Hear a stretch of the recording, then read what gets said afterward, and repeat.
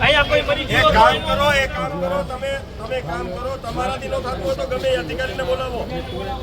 જેની તેવડ હોય ને એ અધિકારીને બોલાવો બરોબર જે અધિકારીના માપમાં કામ આવતું હોય એને બોલાવો કોણ છે અધિકારી આ જો આ બાજુ બધા ભાગે છે જવાબ કોઈ દેતો નથી દે એનો ભાગે દે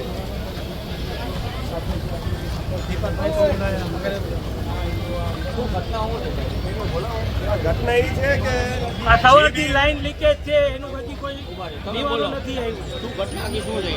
ગેસ લાઈન સવારથી લીકેજ છે એની માટે કોઈ કાર્યવાહી કરેલ નથી આ લીકેજ આવી રહ્યું અહીંયા જ બ્લાસ્ટ થયું છે અને આખા શોકમાં નુકસાન થયું છે અમને સવારથી રિપેરિંગ કામ ચાલુ હતું ગાડી અહીંયા પડી હતી માણસો બેઠા હતા પણ કોઈ કામ કર્યું 6 લાખ રૂપિયાનું નુકસાન છે વધારે છે જલારામ બેકરીની અંદર 6 લાખ રૂપિયાનું નુકસાન છે અને બીજી વસ્તુ ઈજા કોને થઈ ઈજા ખાલી તો બે સામાન્ય બે જણાને માણસોને થઈ થઈ છે શું મોતની રાહ જોવાની અમને આ લોકોની કારણે આપનું નામ શું છે ભરતભાઈ આ બેકરીના ઓનર તમે હા હું પોતે જ છું ભાઈ આગા જો ભાઈ ગેસની હજી વાત આવે ગેસનો કર્મચારી ક્યાં ગયો હાલો નીકળો ગેસની લાઈન લીકેજ છે ખુલી છે સફરજનના લોકોને કમ્પ્લેન કરેલી છે આ લોકોએ કોઈ વસ્તુ ધ્યાનમાં નથી લીધી આજે આ મોટી ઘટના બની છે તો આજે ગુજરાત ગેસની જવાબદારી સંપૂર્ણ આવે છે અને આમાં કોઈ વ્યક્તિગત તરીકે કોઈ જાનહાની નથી થઈ ખાલી ફક્ત બે આયાના કર્મચારી હતા જેને બ્લાસ્ટના લીધે ખાલી તકલીફ થયું છે ફક્ત ને ફક્ત હું એટલું જ કહીશ કે ગુજરાત ગેસ લાઈન છે ને એની ભૂલ છે કારણ કે હજી પણ તમે અંદર જાશો તો અત્યારે તમને લાઈવ એનું પણ તમને ગેસની સ્મેલ આવશે બરોબર આ લોકો કોઈ વસ્તુ ગંભીરતાથી નથી લેતા હજી આ લોકો બીજા ભડાકાની રાહમાં બેઠા છે અરે કાલ સવારે આમાં બીજા 4 જણા મરી જશે તો એની સંપૂર્ણ જવાબદારી શું ગુજરાત ગેસ લેવાની છે જો લેવાની હોય તો અમને એની સંપૂર્ણ જવાબદારી અત્યારે લેખિતમાં દઈએ બાકી આ ગાડી અહીંયાથી હલવા નથી દેવાનો અહીંયાથી બરોબર આ ગાડી અહીંયાથી હલવા નથી દેવાનો ગુજરાત ગેસ વાળા આ લોકો પોલીસ લાઈન આવી ગઈ પોલીસ વાળા આવી ગયા ફાયર બ્રિગેડ આવી ગઈ બધાની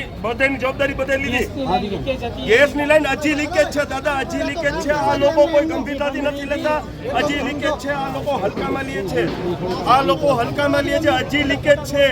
આપણે અહીંયા ઊભા છીએ ને હું જ્યાં ઊભો છું ને એની પાછળની સાઈડમાં ગેસની લાઈન આવે છે બરોબર કાલ સવારે જો આમાં આપણે તમે ને અમે બે વયા ગયા તો જવાબદારી કોની અને અત્યારે આ લોકોના કર્મચારીના અને અધિકારીઓને અમે બોલાવીને વાત કરી તો મને એમ કે 5 મિનિટ આ 5 મિનિટમાં તારા 50 જણા વયા ગયા તો તું જવાબદારી લેવાનો હો તારામાં તેવડ છે જવાબદારી લેવાની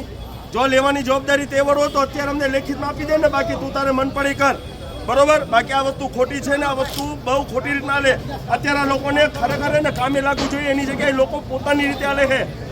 સાહેબ આવા ઇન્ટરવ્યુ કેટલા દેવા આ લોકો કમ્પ્લેન કેટલા સમયથી કરેલી હતી આજે સવારના 5:30 વાગ્યાથી કરેલી આ સવારથી કમ્પ્લેન કરેલી છે આ દુકાનનો ઓનર છે હું એના દુકાનના આપણે કહેવાય ને પાડોશી તરીકે હું એ બાજુમાં રહું છું પણ આજે આ વ્યક્તિઓ બબે ગાડીઓ લઈને આવ્યા છે મને આ કોઈ એક વ્યક્તિ એવો નથી દેખાતો જે અહીંયા આવીને કામ કરે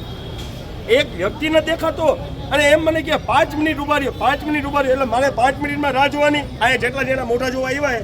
એ બધાય 5 મિનિટમાં કેટલા વયા છે મારે એની રાહ જોવાની આ વસ્તુ મેળ નહીં આવે જો અહીંયાથી ના ગેસ લાઈન લીકેજ બંધ નહીં થાય અને ગેસની સ્મેલ બંધ નહીં થાય ત્યાં સુધી અમે ગાડી નથી વળવા દેવાના ખાસ કરીને આ બ્લાસ્ટ જે રીતના થયો પીજીવીસીએલના કર્મચારી પણ ફરિયાદ હતી આપણી પીજીવીસીએલ સવારથી ઉપર ફરિયાદ કરેલ છે ઘણી બધી ફરિયાદો કરેલ છે અને એમના કારીગરો અહીંયા બેઠા હતા પણ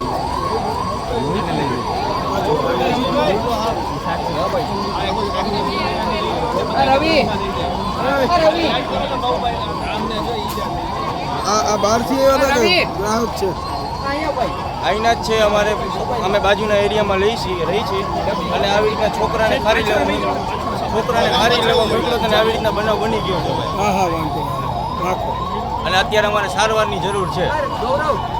થોડીક અમારી સારવાર કરો તો વધારે સારું ભલે અમે નાના માણસો છીએ ગમે ત્યારે અમારે આવી બીના બની શકીએ છીએ તો અમારે કોઈ સપોર્ટ હા ભાઈ એક મિનિટ બોલતા નહીં બોલી બરોબર જ બોલે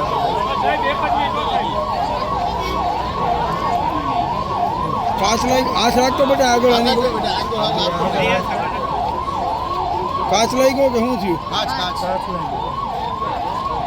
આવી આવી ઘટનાની હિસાબે આ તો અમારે નાનું એક છોકરું હતું અને એની હિસાબે અનેક છોકરા હોય તો અમારે કેવું શું કરવું અમારે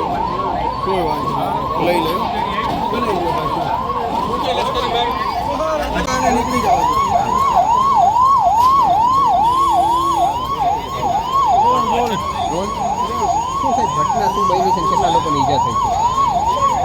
અમને ફાયર બ્રિગેડમાં એવો કોલ આવેલો કે ભાઈ ઝૂલેલાલ મંદિર પાસે જલારામ બેકરીમાં આગ લાગેલી છે. એટલે અમારા 2 ફાયર ફાઈટર અહીંયા આવી ગયા છે તાત્કાલિક અને નાની એવી આગ લાગેલી હતી આગ બુઝાવી નાખેલ છે અને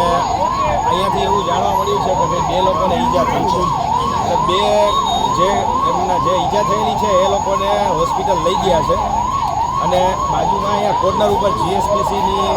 ગેસની લાઈન લીકેજ છે અને એનું રિપેરિંગ કામ ચાલુ છે. એટલે એ એમના કર્મચારીઓને પણ મળી અને અમે લોકો વિગત મેળવી રહ્યા. પ્રાથમિક તારણ કંઈક આવ્યું છે આગનું? એના પ્રાથમિક કારણ હજી જાણવા નથી મળ્યું. હવે ફાયર બ્રિગેડ કઈ રીતના કામગીરી કરશે? બસ અમે જો આ અમારા જે કર્મચારીઓ છે એ એટલે શું થયું છે એ અમારા કર્મચારીઓ ટૂંકમાં કામે લાગી જ ગયા છે બરાબર અને જે કાંઈ વિગત હશે એ મેળવીને આપણે બેકરીમાં કઈ બ્લાસ્ટ હશે તો કઈ પગલાં લેવા? જે કાંઈ હશે એના કડકમાં કડક કાર્યવાહી થશે.